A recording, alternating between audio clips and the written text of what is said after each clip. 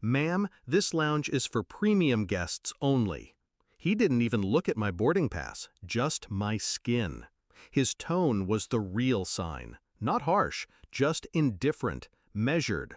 The way someone speaks to a problem they believe they already solved.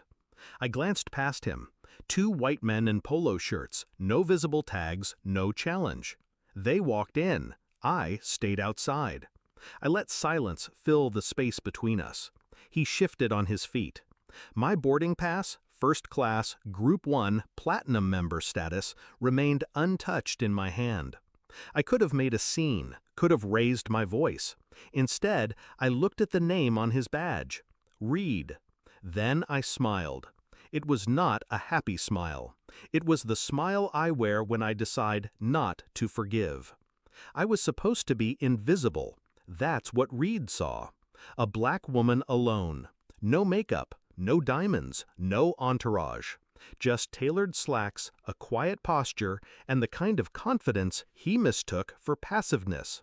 He didn't know my face, and that told me everything. Because the firm I built, Shift Global, was contracted with this airport's holding group for all international branding, outreach, and crisis control. Their last 3 campaigns, mine. The public apology from the CEO about environmental pledges, ghost-written by me. Their image, curated by my hands. I knew they were preparing to renegotiate. I knew the PR team had been quietly leaking data to a rival firm, whispering that my work was too urban, too aggressive, not a good face for expansion. But I was still the power behind the curtain. Until now. Now they'd pulled it back and exposed themselves. I didn't board immediately. I sat, coffee in hand, calm as rain. My assistant, Nyla, FaceTimed from the lounge inside. "I'm so sorry," she whispered, holding the camera low. "They let me in, didn't even check the pass." I nodded. I know. I could see Reed pacing, unaware of what he'd done. I listened as the PR team sent another email, forwarded through the backdoor inbox I'd been monitoring for months. "We can finalize the pitch to remove her from the contract after Q3. I don't think she'll make noise. These types never do." These types. I took screenshots, forwarded them, labeled every name, every timestamp, every smile I'd returned, and every knife behind it. I made 3 phone calls. One to the board of directors at International Aero Group, one to my legal team, and one to the private security firm I use for internal audits. The plane hadn't even started boarding. They say truth comes like thunder, but that's a lie. It comes like frost, quiet, spreading, icy fingers around throats. As I landed in New York, my inbox was full. Not from friends, from the crisis team at the airport, from the regional director, from Reed. He suddenly remembered my face. He'd found the LinkedIn page, the Forbes article, the keynote speech I gave last quarter to an audience his manager begged to attend. He realized the woman he dismissed wasn't just a passenger. I was the architect of their survival. And now I was removing the scaffolding. The PR team's internal chat logs were exposed. Their backdoor deals forwarded to their competitors.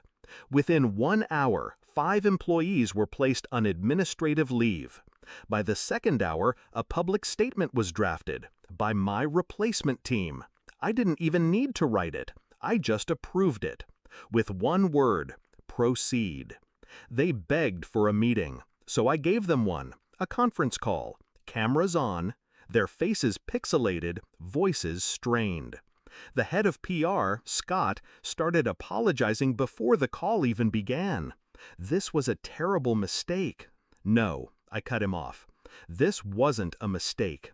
This was policy. Dressed in discretion. Executed by men like Reed. Reinforced by people like you. He swallowed hard.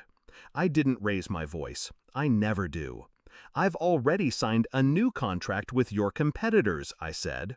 "They offered more, and more importantly, they listen." But what about the current quarter? Terminated. Effective immediately. They stared. Some shocked. Others angry. All helpless. I clicked a file open and dragged it into the call window. Security footage.